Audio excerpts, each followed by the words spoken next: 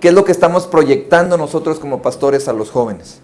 Si nosotros no estamos proyectándole a los jóvenes vidas a plenitud, vidas consagradas, vidas alegres, un pastorado feliz, un pastorado alegre, y por el contrario estamos nada más criticando, sintiéndonos mal y frustrados, etcétera, etcétera, pues oiga usted, nadie va a querer ser pastor, ¿no es cierto? Y creo yo que esto tiene que ver con eso. Y lo que yo comparto hoy es una enseñanza que Dios mostró a mi vida, es algo que Dios mostró a mi corazón y que me dijo: Víctor, tienes que cambiar, tienes que hacer algo diferente, así no puedes seguir, no puedes seguir de esta manera. Tienes que tener contentamiento en tu vida y en tu corazón. Y eso es lo que yo quiero compartirles. Una experiencia, algo que Dios habló a mi vida, algo que Dios tocó en mi corazón y que me dijo: tienes que ver de una manera diferente la obra del ministerio. Así es que vamos a orar y vamos a ponernos en manos del Señor. Señor, gracias te damos porque nos bendices, porque quieres hablarnos, Señor. Y definitivamente, Señor, que todo lo que yo pueda compartir con mis hermanos es lo que tú has compartido conmigo, es lo que tú me has hecho reflexionar, es lo que tú me has hecho sentir, Señor. Es lo que tú estás y sigues todavía transformando en mi vida, en mi corazón. Y yo sé que en mis hermanos también tú estás trabajando, Señor, también. Te pido que nos bendigas en el nombre de Jesús. Amén. Leamos la palabra de Dios. Dice en 1 Pedro 5, del 1 al 4, lo tenemos aquí al frente, si lo quieren buscar en su Biblia lo leemos. Dice: ruego a los ancianos que están entre vosotros, yo anciano también con ellos, y testigos de los padecimientos de Cristo, que soy también participante de la gloria que será revelada.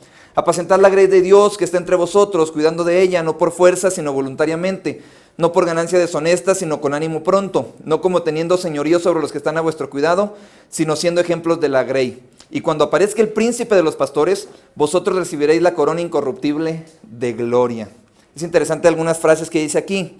Apacentad la grey de Dios que está entre vosotros, cuidando de ella, no por fuerza, sino voluntariamente, no por ganancia deshonesta, sino con ánimo pronto, no como teniendo señorío sobre los que están a vuestro cuidado, sino siendo ejemplo de la ley. Qué hermoso pasaje. También dice Eclesiastés 3, del 11 al 13. Todo lo hizo hermoso en su tiempo, y ha puesto eternidad en el corazón de ellos, sin que alcance el hombre a entender la obra que ha hecho Dios desde el principio hasta el fin. Yo he conocido que no hay para ellos cosa mejor que alegrarse y hacer bien en su vida, y también que es don de Dios que todo hombre coma y beba, y goce el bien de toda su labor. Y cuando dice todo hombre, ¿se referirá también a los pastores? ¿Se referirá también a los pastores? Digo, nos encanta eso de comer, ¿verdad? Sí, creo que sí, ¿verdad? Dice el hermano Martín Pereda que pastor que no tiene panza no da confianza, ¿verdad? Decía, y el hermano Pereda pues daba mucha confianza, ¿verdad? Que del Señor ya lo vemos su presencia, este hermoso y precioso hermano que para muchos fue un mentor. Déjeme compartir una historia. En cierta ocasión se encontraba un hombre de gran edad con su nieto a la entrada de un pueblo.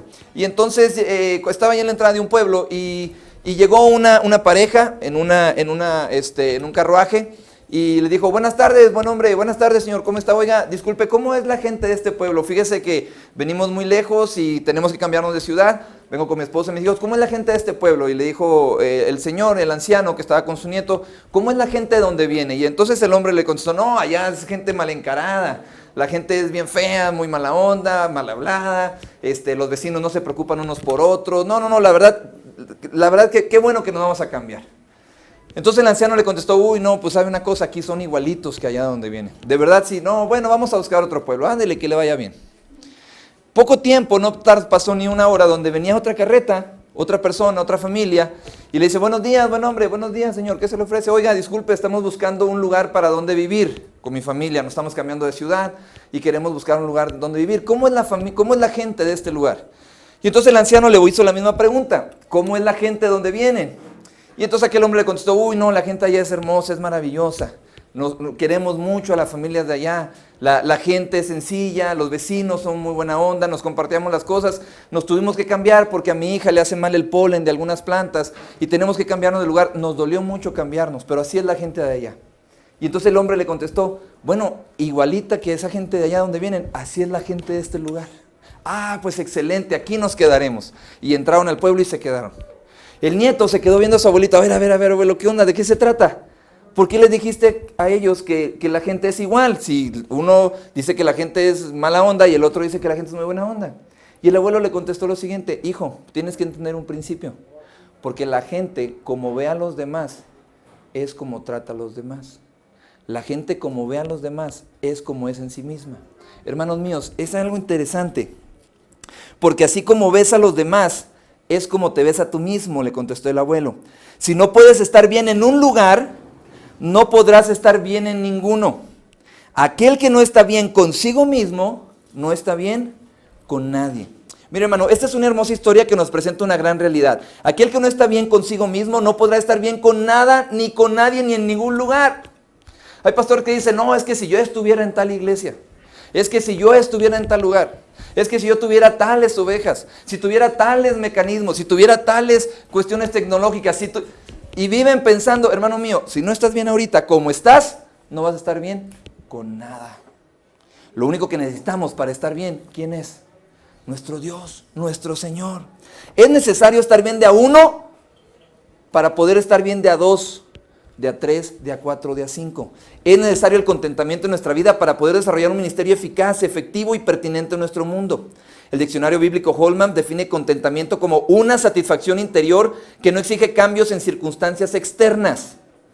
Una satisfacción interior que no exige cambios en circunstancias externas. Es bien interesante que en algunos pasajes de la Escritura, cuando el Señor Jesús quiere tratar con los discípulos, no trata con sus circunstancias externas, trata ¿con quién? Con ellos. Pedro se baja de la barca para caminar sobre Jesús, el tipo se empieza a ahogar del verbo glu, glu, glu, traga agua. Yo siempre me imaginé así como que iba en cámara lenta bajando. No, o sea, ¡fum!, se sumió, se fue hasta el fondo y, Señor, sálvame. Y dice la Escritura, al instante lo sacó, ¿no es cierto? Lo tomó y dijo, hombre de poca fe, ¿por qué dudaste? Y regresaron. La pregunta es, ¿el viento seguía? Sí. ¿Las olas seguían? Sí. Porque Dios quiere transformarnos a nosotros, no nuestras circunstancias. Eso es importante. Por la misma definición, entonces, podemos darnos cuenta que para tener contentamiento solo es necesaria una cosa: Dios, bástate mi gracia. ¿Qué significa bástate mi gracia?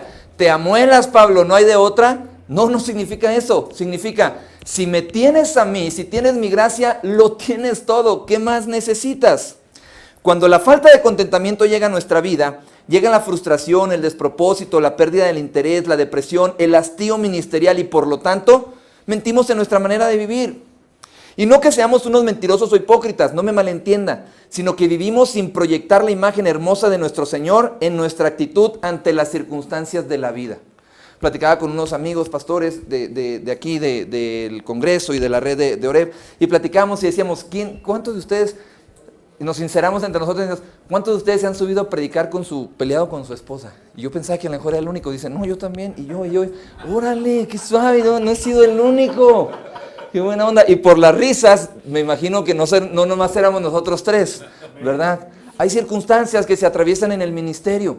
Hay situaciones que atravesamos y que a veces tenemos que como dicen, ¿verdad? The show must go on. El show debe continuar, la función debe seguir. Tenemos que seguir trabajando y que seguir adelante. Pero ¿cómo hacerlo con alegría, con sencillez del corazón? Estando bien con uno mismo. El problema radica en ocasiones que olvidamos esa parte del mandamiento del Señor cuando dice, amarás a tu prójimo como ¿qué? Como a ti mismo. Y olvidamos esa parte del a ti mismo. Y el Señor demanda que tengamos amor, una autoestima sana. No significa una autoestima ni elevada ni baja. Dice la Escritura, y es algo muy interesante, ninguno tenga más alto concepto de sí que él te debe tener, sino que piense así con cordura. Es decir, no debes pensar más, pero tampoco menos. Y esto es algo interesante. Por eso hay algunos mitos, hermanos míos, de lo que no es amarte a ti mismo. Por ejemplo, tenemos el mito de Narciso. Por ahí tenemos. El narcisismo es el amor desmedido de una persona hacia sí misma. Esta idea proviene de la mitología griega. Narciso era un hombre hermoso que rechazaba a todas las mujeres y hombres que le amaban. Un día vio su reflejo en el agua y quedó absorto de sí mismo, de tal manera que no pudo dejar de verse. Se quedó viendo en su reflejo, oh, qué lindo soy, qué bonito soy, cómo me quiero. Se estaba viendo ahí en el agua su reflejo y se quedó absorto de sí mismo. Al ver su imagen, se quiso dar un beso, se cayó y se ahogó. Y de ahí surge una planta que hoy en día se llama el narciso, ¿verdad? Esa es la historia de la mitología griega. Donde murió nació una flor que lleva el nombre de Narciso. Tengamos mucho cuidado. El amor a uno mismo no significa que te crees más que los demás, que eres la última Coca-Cola del planeta, que eres el mejor predicador del universo. Entendamos algo, en realidad este complejo patológico de superioridad no es otra cosa que un complejo de inferioridad. Una persona que se cree mucho, en realidad es porque se siente menos. Qué interesante. Una persona que se cree mucho, un pastor que se cree mucho, que presume mucho, que habla, en realidad es porque se siente menos. Y eso tenemos que entenderlo. No es así como nosotros tenemos que lograr una plenitud en nuestra vida. Tenemos el mito, por ejemplo, de la ley de la atracción. Existen grandes corrientes hoy en día que nos hablan acerca de la ley de la atracción. Esta dice que lo que tú piensas o haces o dices de ti mismo se ve reflejado en todo lo que sucede a tu alrededor. Y entonces como pastores nos levantamos en la mañana, nos miramos al espejo y decimos, eres un pastorazo, eres el mejor pastor que hay. No hay pastor como tú. Y empiezas a lo mejor así como que una programación neurolingüística, y que no sé qué. Hermano mío, eso es una mentira de Satanás el día de hoy. Hoy en día, lamentablemente, esto se está infiltrando en las iglesias. Y no tenemos por qué meter eso en nuestra vida, y mucho menos como pastores o siervos de Dios. 3, el mito de la superación personal. Hoy en día estamos rodeados de motivadores, conferencias de superación y charlatanes que nos venden el hilo negro para alcanzar nuestro máximo potencial. Trabajé en una empresa de capacitación antes de ir al seminario y me tocaba ver cómo los trabajadores salían motivados a las ventas, al servicio, al trabajo en equipo, al logro de metas personales. Y la primera semana que estaban trabajando, definitivamente que, wow, todo salía muy bien en la empresa, pero después se venían abajo. Es más, me tocó ver en una ocasión, terminando la capacitación de trabajo en equipo, donde había motivación y donde motivábamos, etcétera, etcétera. Y saliendo de ahí, la plática era de trabajo en equipo, íbamos saliendo, salí yo junto, porque era la hora de salida ya de la empresa de capacitación, iban hablando mal unos de otros otra vez. Entonces, ¿cuál trabajo en equipo? No se trata de una motivación personal, no, se trata de una identidad sana en Cristo Jesús. El mito de la víctima. Personas que creen que deben ceder siempre en sus deseos y derechos, ya que al hacerlo están cumpliendo con el amor a otros o a sus enemigos. Estas personas creen que son los más buenos de la tierra, se creen más buenos que la Madre Teresa de Calcuta y creen que ceder siempre y en todas circunstancias los llevará a tener sanas relaciones con los demás. Entiende algo, hay personas con las que aunque quieras, no podrás llevarte bien. Sin embargo, aún los enemigos de uno dicen mucho de quiénes somos nosotros. El ceder siempre, el callar siempre, no es otra cosa que un complejo de inferioridad en nuestras vidas y falta de carácter maduro. Hay ocasiones en las que tenemos que enfrentar. Decían los antiguos y decían los viejos y la vieja guardia, como ustedes quieran decirlo, que no tenemos por qué, que el pastor tiene que callar o algo así. No, yo creo que en ocasiones un rasgo de la madurez y un rasgo del amor a uno mismo es defenderse con dignidad. El apóstol Pablo lo hacía, ¿no es cierto? ¿No, acaso no soy yo apóstol? Decía el apóstol Pablo. ¿Acaso no soy yo apóstol? ¿Por qué? Porque decían, ¿quién es Pablo? Y no está el hermano Pablo Vitaliano aquí, ¿no? Porque nos compartía, ¿verdad? Que en la Convención Nacional hay quienes dicen, ¿quién es Pablo Vitaliano? ¿Quién es Pablo Vitaliano? Entonces, podemos decirlo sin, pues, no vanagloriando al hermano Pablo Vitaliano, pero sí diciéndole, ¿verdad? Pues es el más grande misionero que hemos tenido como Convención Nacional. Y hay quienes dicen, ¿quién es Pablo? Yo le dije al hermano Pablo, no te preocupes. También del otro Pablo decían, ¿quién es Pablo? Porque había quienes no creían en su apostolado. Y el apóstol Pablo hacía una defensa de su apostolado con dignidad. Y también tenemos el mito de la religión o el legalismo. Este es el mito más peligroso de todos. Pastores que creen que siguiendo al pie de la letra una religión, un sistema religioso o un sistema de normas, han encontrado el amor y han encontrado de esa manera seguir al Señor. Son personas que no se pierden ninguna conferencia, ningún culto, ningún congreso, alguna actividad, y que buscan saciar una necesidad interior en base a la religión. Aunque sus vidas religiosas son excelentes, en lo interior sus vidas siguen vacías, vanas, sin fruto y sin plenitud. No sé si ustedes supieron, pero en Estados Unidos un pastor de una mega iglesia, más de 10,000 personas, renunció al ministerio. Él inició esa iglesia y en 7, 8 años o 10 años creo, la levantó de una manera tremenda. Una iglesia de más de 10,000, de 7,000, 8,000 miembros. Y habló con la congregación y les dijo, tengo que renunciar porque estoy seco. Tengo varios meses predicando seco. No estoy bien. He caído en un sistema religioso. He caído en la monotonía. He caído en hacer las cosas porque pues es mi profesión como pastor. y renunció al ministerio pastoral. Fue algo tremendo, de verdad. Si quieren luego les paso el dato para que vean la nota completa. Entonces, hermanos míos, hemos dejado claro lo que no es amarse a uno mismo y lo que es tener una identidad personal en Cristo. Él es nuestro Dios, Él es nuestro Señor. Si Él está con nosotros, lo tenemos todo. Así que, hermanos míos, lo que tenemos que hacer es desarrollar estrategias en nuestro ministerio de una forma muy práctica para que podamos tener contentamiento en nuestra vida, con nuestra familia y a su vez con la iglesia. Esto es interesante. Por eso mismo, hermanos míos, quiero compartir algunas cosas muy prácticas, de verdad, muy prácticas, muy aterrizables, para que nosotros podamos llevarlas a cabo en nuestra congregación. La primera de ellas, seamos lo que tengamos que hacer para nuestra congregación. Seamos lo que tengamos que hacer para nuestra congregación.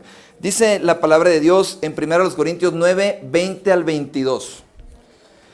Me he hecho a los judíos como judío para ganar a los judíos, a los que están sujetos a la ley, aunque yo no esté sujeto a la ley, como sujeto a la ley, para ganar a los que no están, para ganar a los que están sujetos a la ley, a los que están sin ley, como si yo estuviera sin ley, no estando yo sin ley de Dios, sino bajo la ley de Cristo, para ganar a los que están sin ley. Me he hecho débil a los débiles, para ganar a los débiles. A todos me he hecho de todo, para que de todos modos salve a algunos. Esto está en 1 Corintios 9, 20 al 22.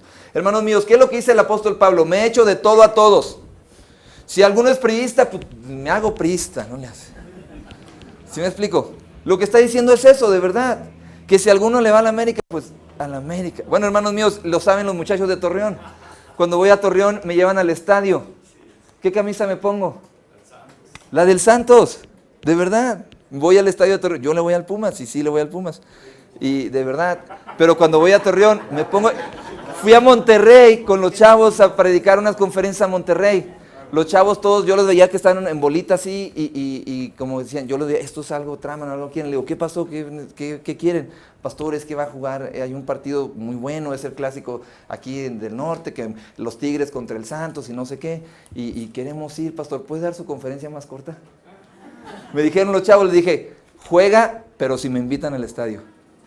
Y me fui con ellos al estadio y me prestaron una del Tigres y me la puse, que por cierto ganó el Tigres, le ganó al Santos 3-2, iba ganando el Santos 2-0. Siempre que voy a ver el Santos pierde, por cierto, ¿verdad? Los que saben a Torreón, siempre que voy a ver el Santos pierde. Mi mamá le va al Santos, mi mamá es santista, no santera, eso es diferente. Le va al Santos y sí es bien apasionada. Cuando mete el gol el equipo allá de casa se quita la camisa, no es cierto, eso no va.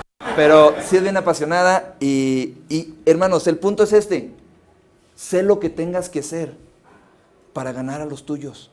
¿Me explico? Ceder. Sé lo que tengas que hacer para ganar a los tuyos. Una de las frases más trilladas entre la juventud es la siguiente: mis papás no que me comprenden. Tal parece que entre los pastores también está muy trillada esta frase: mi iglesia no me comprende.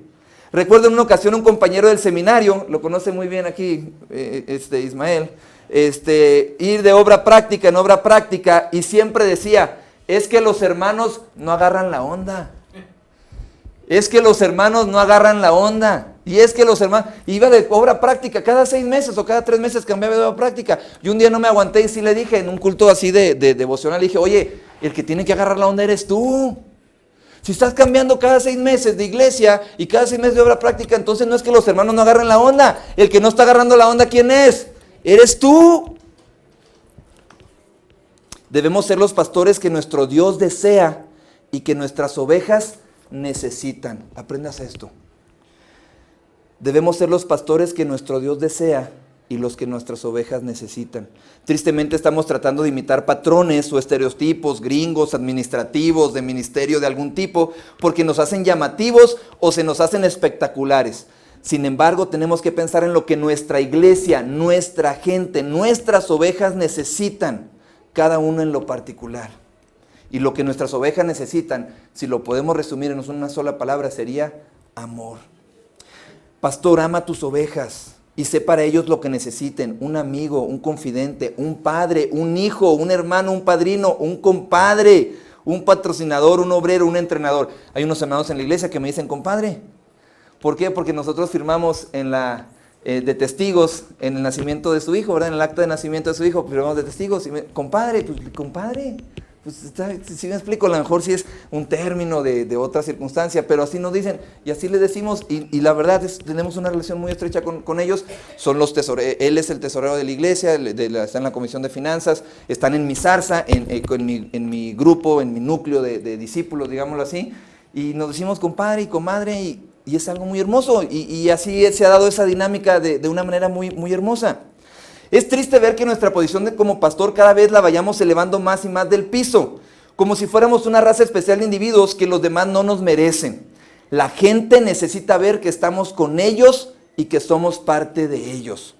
Un hermano precioso de mi congregación, amigo de mi padre y que él ganó para Cristo, habló conmigo un día y me dijo que no había tenido hijos varones. Él tuvo 2 hijas, pero hijos varones no tuvo.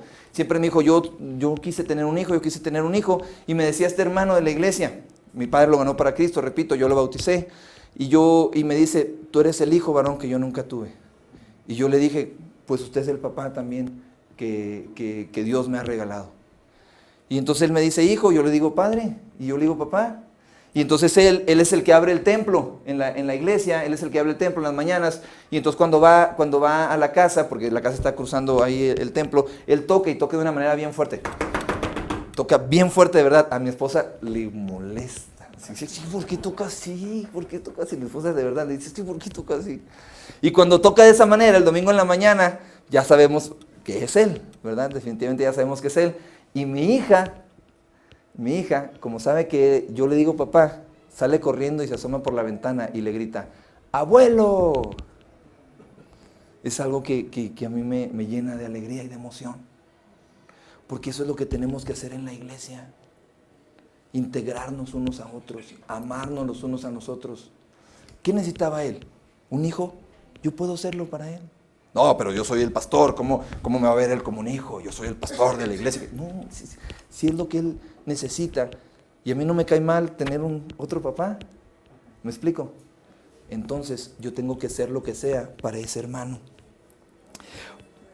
Pon atención especial en los pequeños. Si un pequeño te ve como padre, porque éste está ausente o Dios lo llamó a su presencia, tómate en serio ese papel.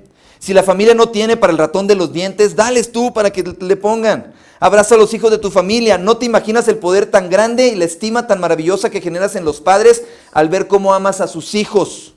Juega con ellos, cuéntales adivinanzas, llévalos al cine, a pasear, interésate por sus notas escolares. Yo en la iglesia les digo a los chavos, a los niños de la iglesia, que los que saquen buenas calificaciones me los llevo al cine o les pago una nieve y me los llevo al final de cursos. Porque es una promesa que les hago y estoy al pendiente de todo eso y de verdad tenemos que hacerlo. De verdad que sí. Hay un joven de nuestra iglesia que me dijo, pastor, si me va bien, ¿me lleva a conocer a Nacho Ambriz? Me dijo, en serio, me dijo eso.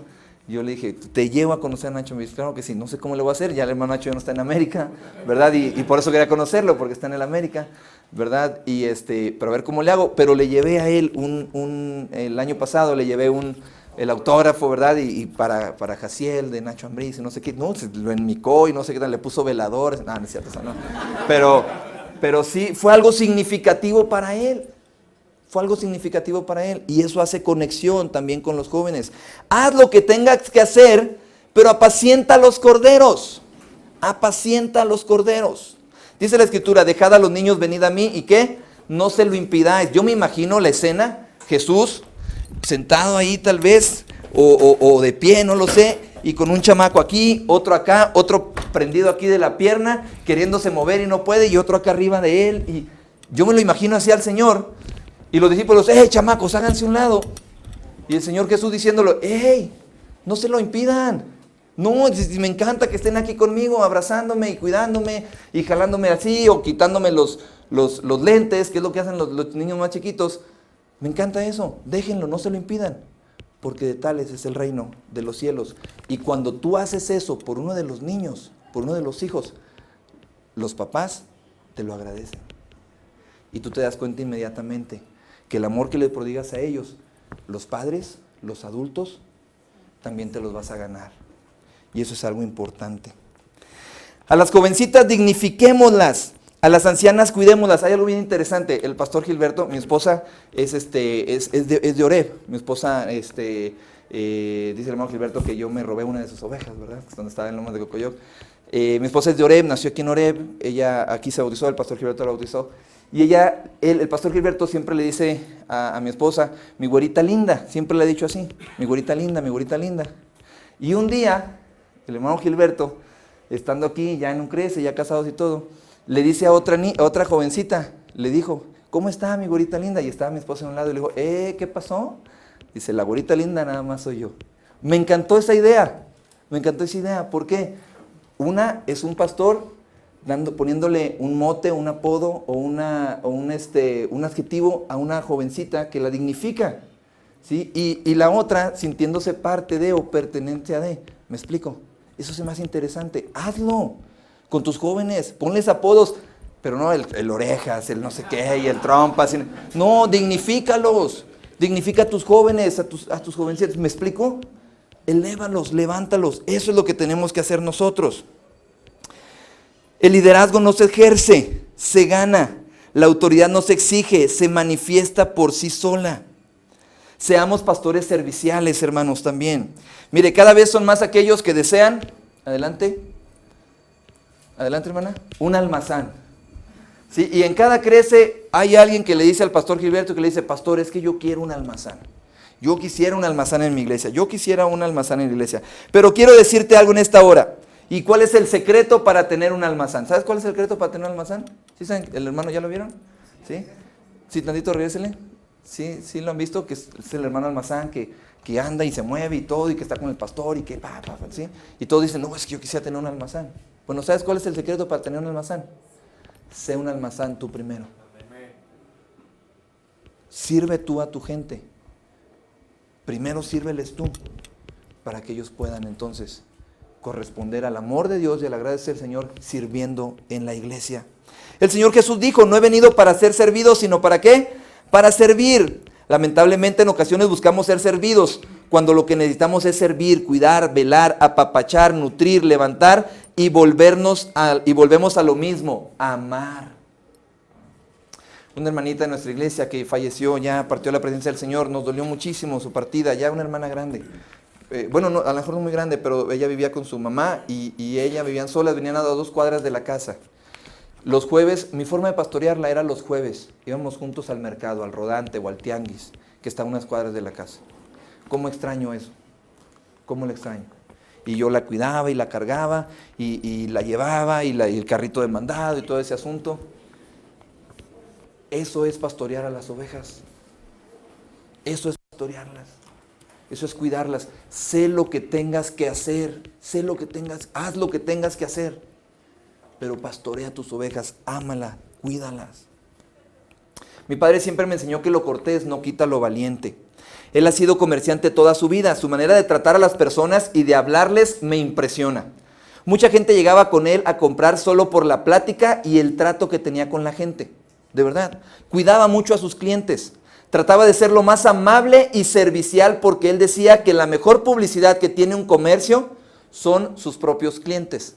Y la peor publicidad que tiene un comercio es un cliente insatisfecho. Siempre me enseñó eso mi padre. ¿Sí me estoy dando a entender? Seamos serviciales, amables, tiernos, alegres. Y de verdad, mi papá siempre ahí en el mercado, ¿verdad? Quiere jamón, quiere queso, quiere cueritos, quiere que anda llevando, que andan fácil, marchando. De esos, mi papá es de esos. Ahora lo pusimos en la entrada de la iglesia y ahora dice que va a llevar, quiere gracia, perdón, restauración, pásele que anda llevando, Y de verdad, él es el que recibe a la gente. Y una de las cosas que le gusta a la gente cuando llega, de verdad, es ver la sonrisa de mi padre y la forma en la que los recibe siempre, de verdad.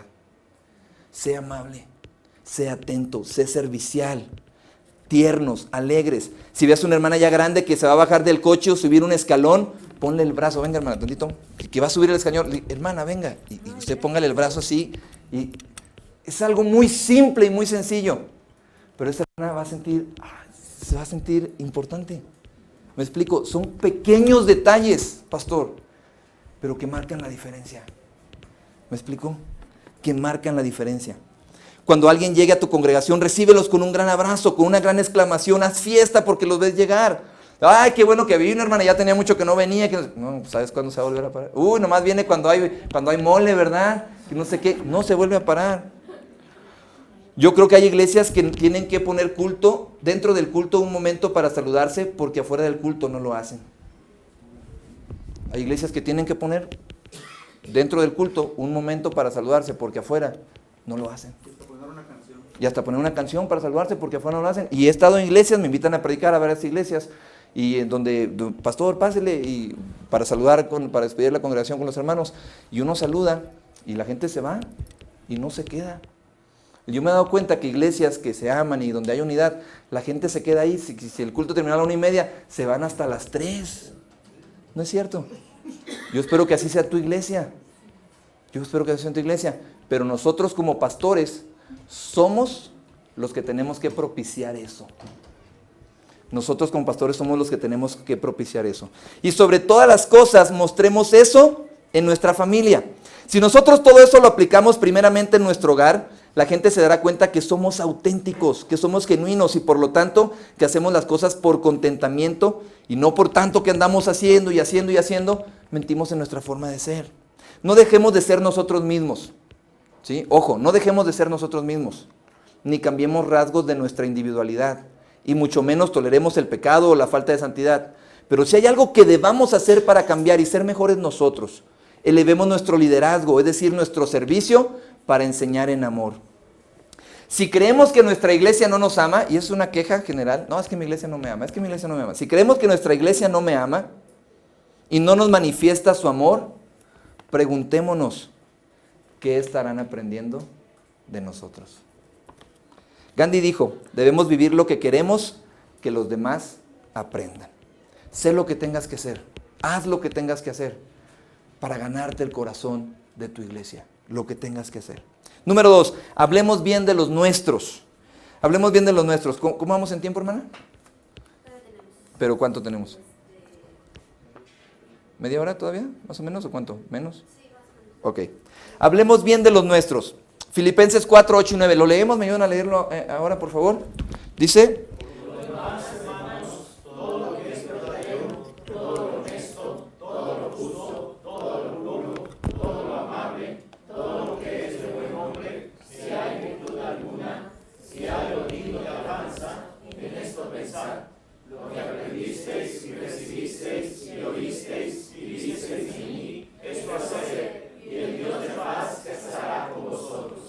Amén.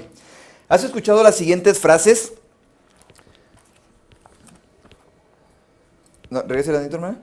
¿Has escuchado las siguientes frases? Los hermanos no se comprometen. La iglesia no se pone en las pilas. Tengo que andar detrás de ellos para que hagan las cosas. No me respetan. No, hombre, el diaconado solo quiere controlarme. Los hermanos no quieren diezmar. No, es que esta iglesia, la verdad, no le echa ganas. Esas y muchas otras frases que no sabemos bien, pueden ser el diario vivir de nuestros ministerios. Pero si esas frases son las que nosotros hablamos de nuestra propia iglesia, estamos hablando también de nuestro propio ministerio. Estamos hablando de nuestro propio liderazgo. ¿O no es cierto que le decimos a la hermana que siempre sale, verdad, y que llega con nosotros, pastor, es que fíjese que fui a ver a la hermana que estaba enfermita, la fui a visitar, y la iglesia no ha ido a visitarla? ¿No es cierto que eso nos dicen? Y la iglesia no ha ido a visitarla. ¿Qué es lo que están diciendo? Pastor, usted no ha ido a visitarla, ¿eh? Usted no ha ido, es lo que en realidad están diciendo. Y yo siempre le digo, hermana, discúlpeme, pero qué bueno que me avisa que la hermana está enferma. No lo sabía, no tengo una bolita mágica para saber quién se enferma y quién no, ¿verdad? Pero qué bueno que me avisa para ir a verla. Pero sabe una cosa, hermana, si usted es parte de nuestra iglesia, sí, pastor. Entonces, ¿fue la iglesia a verla, sí o no? Ah, no, pues sí, ¿verdad? No, pero la demás iglesia, ¿no es cierto que le decimos eso a las personas? Si tú fuiste a verla, entonces no hables que no eres parte de la iglesia. Cuando nosotros nos quejamos de la iglesia, de nuestra iglesia, donde no nos has puesto a servir, en realidad nos estamos quejando de nuestro propio servicio y de nuestro propio trabajo. Hermano mío, quiero decirte algo. No vengo aquí como un experto a decirte esto, no. Te dije al principio algo muy importante, ¿no es cierto? Dios me enseñó todo esto y me dijo, tienes que cambiar. Tienes que hacer el ministerio de una manera diferente. Tienes que desarrollar tu ministerio de otra manera. Si sigues así, Víctor, las cosas no son como deben de ser. No estás haciendo realmente lo que yo deseo.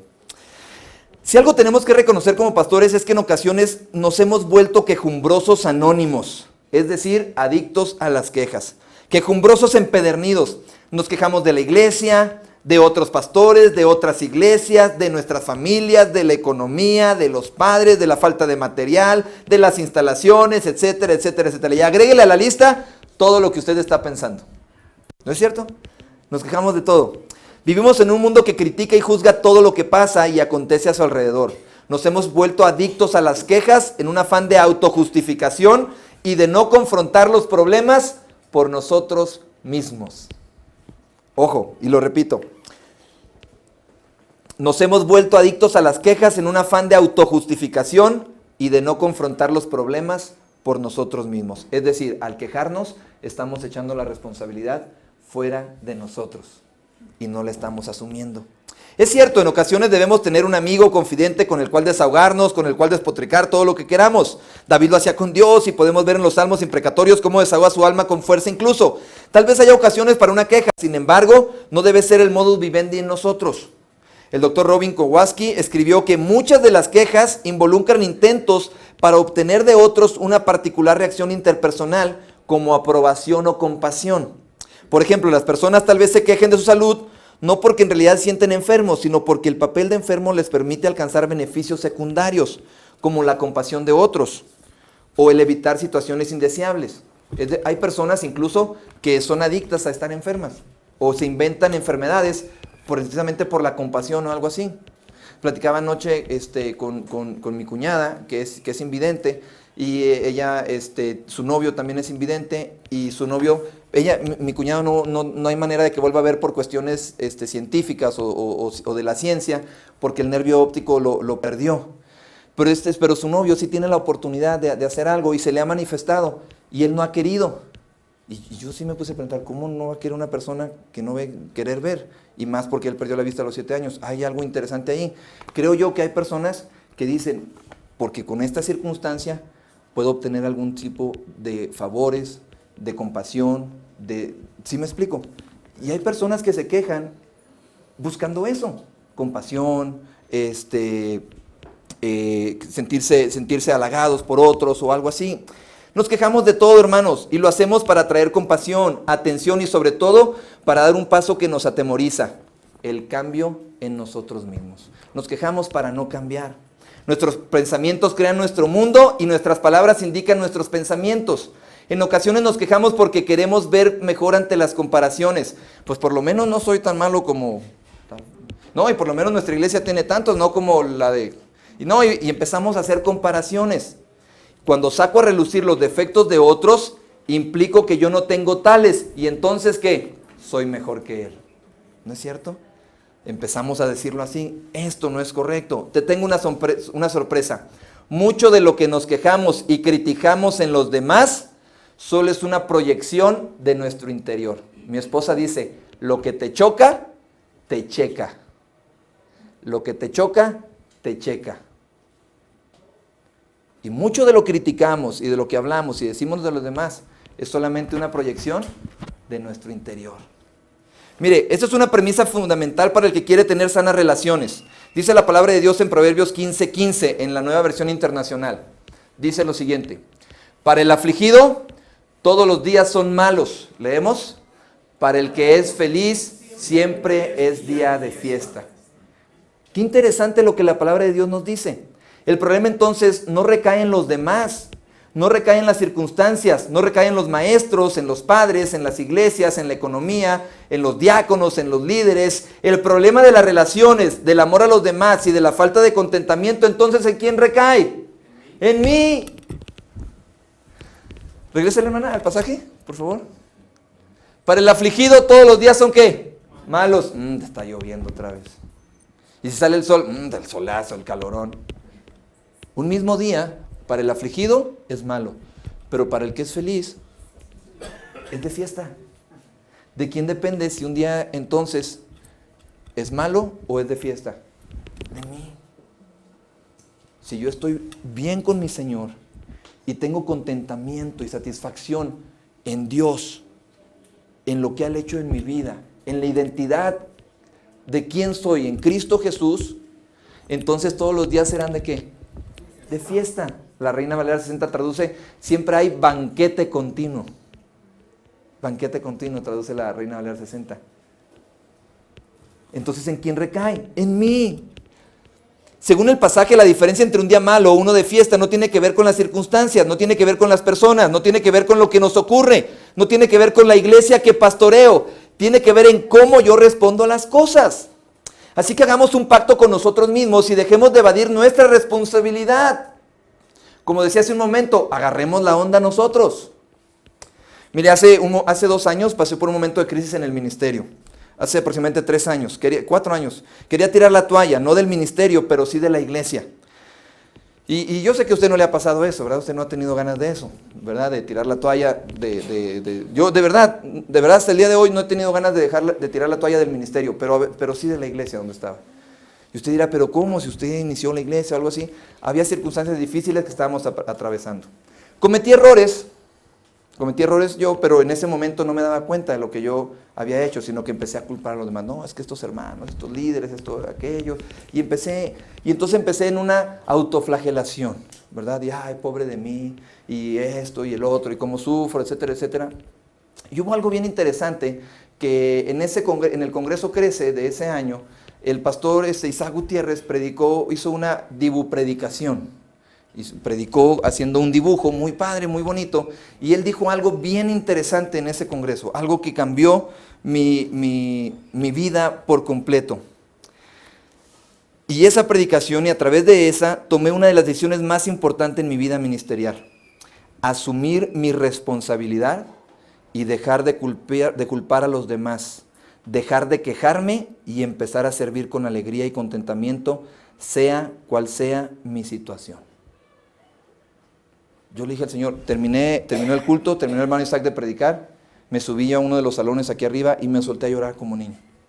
Me solté a llorar.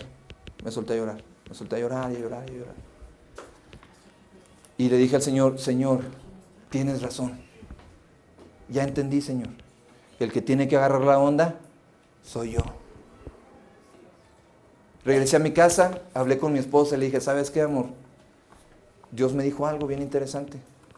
Y me dijo que tengo que dejar de culpar a los demás, que tengo que dejar de culpar a otros y que tengo que empezar a servir con amor. Su respuesta amorosa y tierna fue, vaya, ya era hora. De esas respuestas, ¿verdad?, que nos dan nuestras esposas así de bien atinadas, ¿verdad? Vaya, ya era hora. ¿Eh? Sí, así es, ¿no? Me dijo, vaya, ya era hora. Después obviamente me dio un abrazo y me dijo, yo estoy contigo y lo que tú decidas hacer, yo te voy a seguir. Pero me encantó eso que dijo, vaya, ya era hora. Hermano, ya es hora.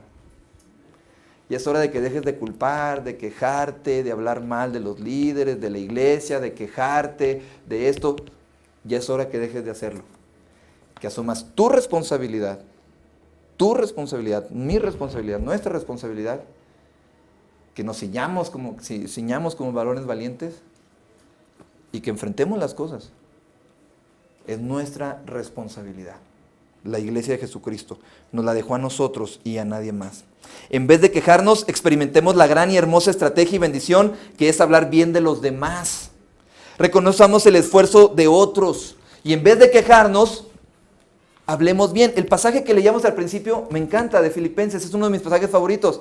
Hermanos, si hay algo digno, si hay algo puro, si hay algo honesto, si hay algo digno de alabanza, en esto, ¿qué? Pensad. En esto pensad, es decir, piensa bien.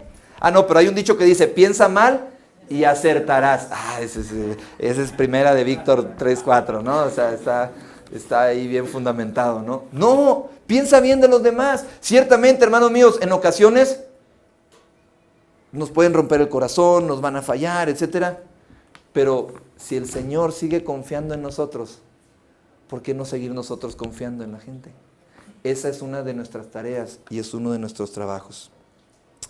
Reconoce el esfuerzo de otros delante de los demás. Preséntalos diciendo algo hermoso de ellos. Contéstales el teléfono diciendo algo bello. Hazlos reír. No eres un payaso, ciertamente, pero la risa puede romper el hielo. Ten buen humor. ¿Qué dice tu cara cuando te ven tus ovejas? ¿Es una cara de sí o es una cara de no? ¿Qué dice tu cara cuando te ves tus ovejas? Yo en mi iglesia, prohibido decirle a los niños de la iglesia, a las maestras de la iglesia infantil, prohibido decirle a los niños, pórtense bien o le voy a hablar al pastor. ¿No es cierto que dicen eso las hermanas? Si no, le voy a hablar al pastor. Entonces llegan los niños a la iglesia y ven al pastor y ¡ah! Se espantan inmediatamente, ¿no? ¿Por qué? Pues porque le van a hablar al pastor, porque es el logro. No debe ser así. ¿Te tienen miedo los niños de la iglesia?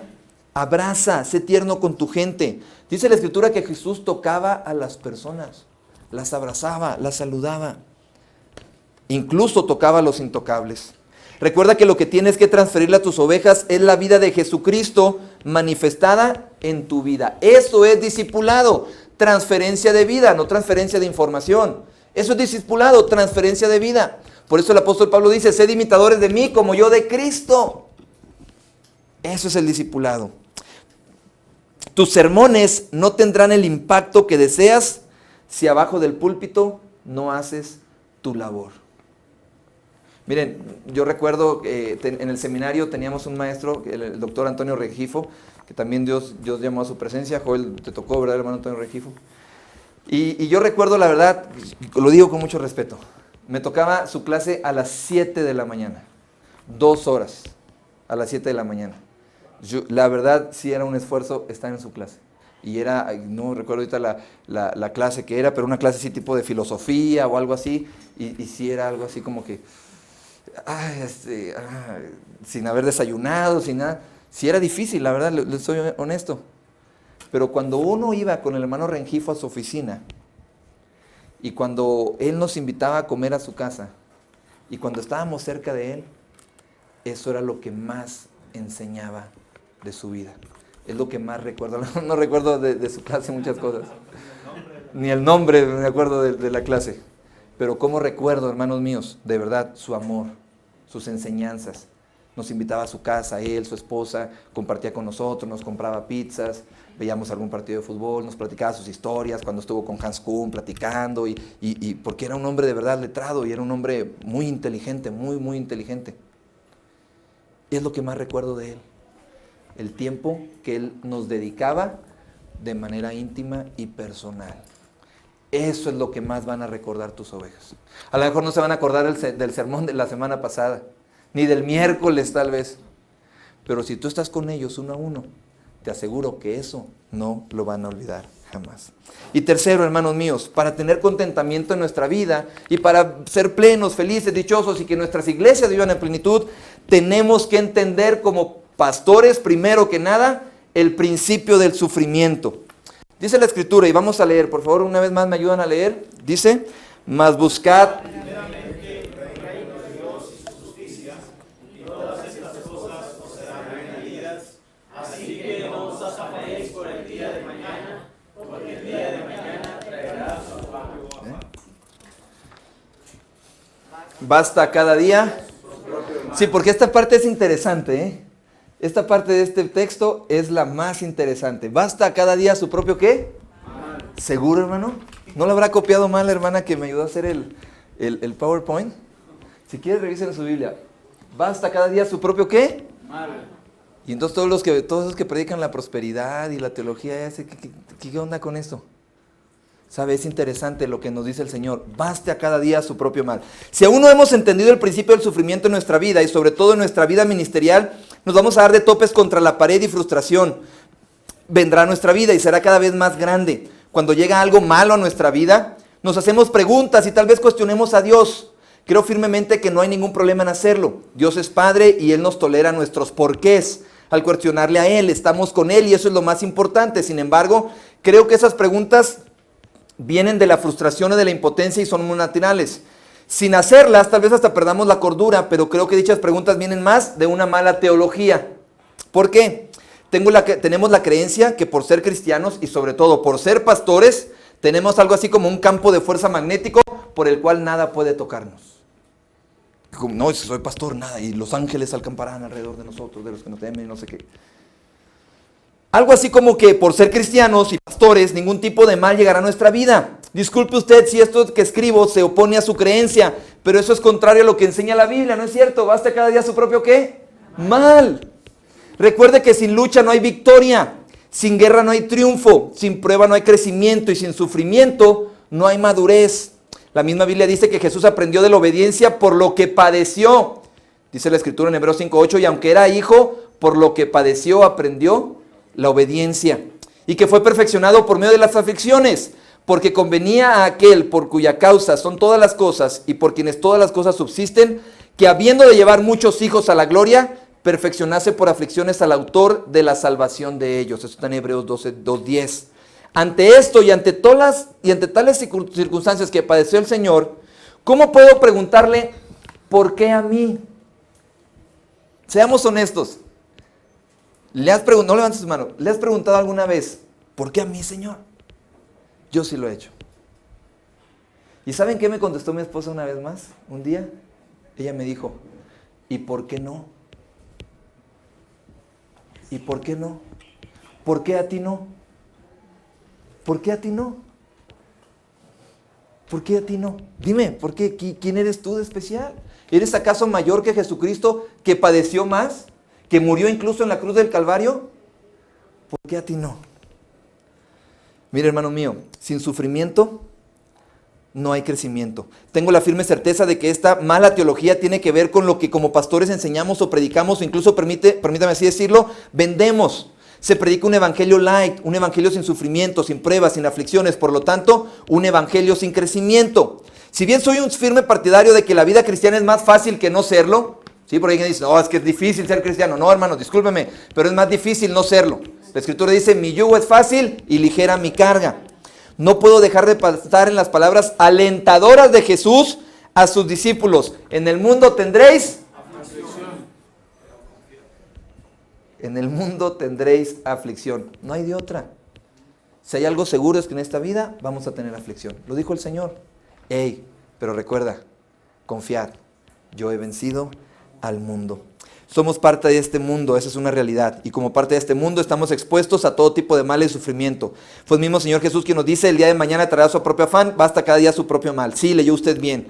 Jesús que nos dijo que vendrá en nuestra vida afanes, males, y el cristiano no está exento de ellos. Por el contrario, nos purificamos y crecemos como Cristo lo hizo a través del sufrimiento.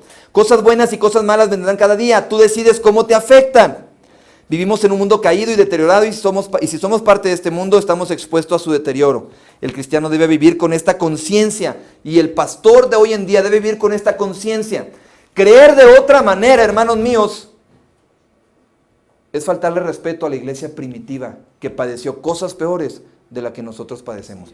Yo no sé usted, hermano mío, pero yo no soy muy partidario de eso de que la gran tribulación y la gran tribulación. Y entonces lo que vivieron aquellos no fue tribulación. Pero es que viene una peor, hermano. Y ahí entraremos a cuestiones escatológicas, ¿verdad? Que si amilenarista, pomilenarista o promileniarista, ¿verdad? Es decir, que ya, o cosas. Pero hermano mío, creer de otra forma es faltar el respeto a los primeros cristianos, quienes padecieron tremendamente. Y porque ellos sí, y nosotros no. Ahora, no se trata tampoco de que sí, Señor, que mándanos sufrimiento y vamos a sufrir. No se trata de eso. Se trata de entender que en esta vida vamos a padecer, pero por cada prueba y por cada lucha va a venir una victoria en Cristo Jesús. Pero confiad, ¿yo qué? He vencido. Y entonces si Él venció y porque Él vive, triunfaré mañana. Y porque Él vive, ya no hay temor, porque yo sé que el futuro y el presente es suyo. Y por eso la vida vale más y más, solo por Él. Las pruebas fortalecen nuestra fe. Dice el Señor, las pruebas fortalecen nuestra fe. La verdadera fe no es aquella que hace grandes prodigios y maravillas, sino aquella que sabe que Dios puede o no hacerlo y se alinea a su voluntad. ¿No está padrísimo lo que dice Sadrach, Mesach y Abednego? Mira, ¿sabes una cosa? Sábete lo siguiente. Nuestro Dios nos puede librar del horno de fuego. Y después añade, y si no lo hace, ¿sí? Sepas de todas maneras que no nos vamos a arrodillar. Mire, cualquiera persona de esas que hablan de que la declaración, decláralo y tú conjúralo, ahora al rato van a salir con conjúralo o algo así. Diría, no, es que eso está mal. No, tú tienes que decir, decrétalo y punto. Ya no tienes que decir, y si no, porque eso es falta de fe. Bueno, aquellos jóvenes lo dijeron, y si no, ¿y fueron salvados o no del horno de fuego? Sí, porque una fe verdadera es aquella que sabe que Dios puede o no, que Dios puede hacerlo, pero que si no lo hace, de todas maneras, le seguiremos, ¿qué? Sirviendo. O sea que si Dios permite que atravesemos por el horno de fuego, es porque Él también nos librará de Él. Y con Él nos dará la victoria. Mi hijo y yo tenemos una frase y un lema. Se vale llorar, pero no rendirse. Se vale llorar, pero rendirse jamás. Y lo que nos conocen muy bien, saben que eso de llorar se nos da muy bien, ¿verdad? Y lo de no rendirnos también. Y así debemos ser nosotros. No soltemos la cuerda, hermano, porque Jesús no la soltó por nosotros. Termino con lo siguiente. Hoy en día se requiere que el ministerio pastoral muestre una nueva faceta. Se escribió un libro muy famoso llamado Los pastores también lloran. ¿Sí saben de eso? Yo creo que hoy en día debemos hacer uno nuevo que se llame Los pastores también ríen. Yo creo que debemos hacer algo así. Los pastores también ríen. Y hacen bromas. Debemos demostrar el contentamiento de nuestro trabajo de tal manera que las nuevas generaciones sean impactadas. Existe una decadencia en el número de nuestros seminarios. ¿Será porque los jóvenes de hoy en día no son impactados para ser predicadores del evangelio? ¿No ven vidas en nosotros con pasión? Mire, Dios es todopoderoso y no necesita nada de nosotros. Él es perfecto, completo y tiene todo lo que necesita para cumplir su voluntad. Sin embargo, en su soberanía ha querido darnos el honor de formar parte activa de su plan. Mire, hermano mío, yo digo algo y bien en serio lo digo. Voy a terminar con eso. Él llama siervo mío a quienes ha querido llamar a su servicio. Él nos invita a unirnos a sus proyectos. Uno de los textos más extraños que yo encuentro en la Escritura con respecto a la enseñanza del libre albedrío es la profecía que le dio Eliseo al rey Joás.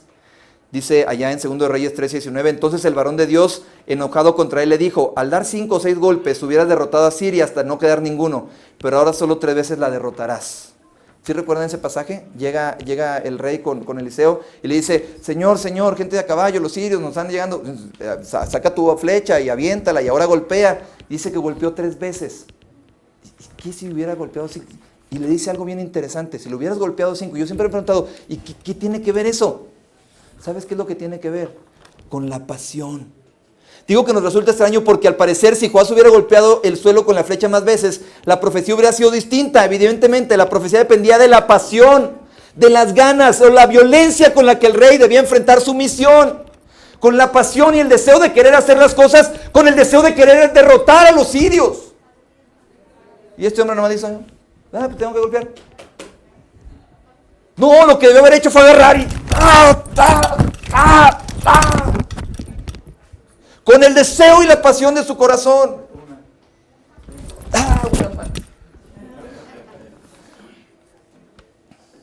No caigamos en el error de Jonás. Obediencia solo por obediencia no es adoración, hermano mío. Jonás obedeció porque pues, no tenía de otra. No, a regañadientes no. Obedezcamos por amor, por la alineación. Dios nos ha llamado a ser pastores, a servirle a su reino. Y quiero decirle algo, y con eso termino. Si yo hubiera sido Dios, no estoy pretendiendo serlo ni nada, pero si yo hubiera sido Dios, yo no me llamo a mí mismo al ministerio.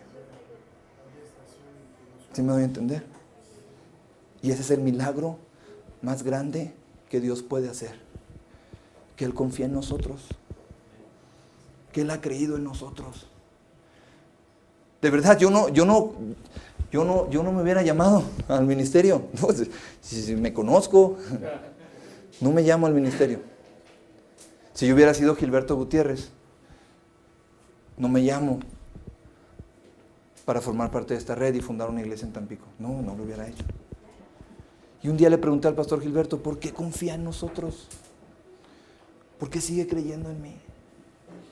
Y él me dijo y me contestó, porque Él sigue creyendo en nosotros. Somos la estrategia de Dios para transformar el mundo, hermanos. Hagámoslo con contentamiento, con amor, con pasión, con deseo, dejando de quejarnos, no por fuerza, sino por amor. Y que ese deseo en nuestro corazón se transmita en la iglesia y vivamos vidas a plenitud. Amén. Amén. Señor, te damos gracias por este tiempo y este momento. Gracias, Dios, porque yo sé que aquí estamos un grupo de pastores, siervos tuyos, Señor, que hemos sufrido, que hemos padecido, que hemos hablado mal de tu esposa, de tu iglesia, de los hermanos, nos hemos quejado, Señor. Hemos, Padre Celestial, tal vez actuado de esta manera, pero hoy hacemos un compromiso contigo, Señor. Asumimos nuestra responsabilidad, asumimos nuestro papel. Y lo que te pedimos, Señor, es que nos ayudes a ser hombres y mujeres valientes, conformados a tu palabra y con tu poder, que vivan vidas a plenitud, contentamiento, que aprendamos a través del sufrimiento, que hablemos bien de los demás y que podamos, Señor, llevar a otros a buen puerto, que podamos darles el amor que tú nos has dado a nosotros. En el nombre de Cristo Jesús, amén y amén. Amén, hermanos, que Dios les bendiga. Gracias.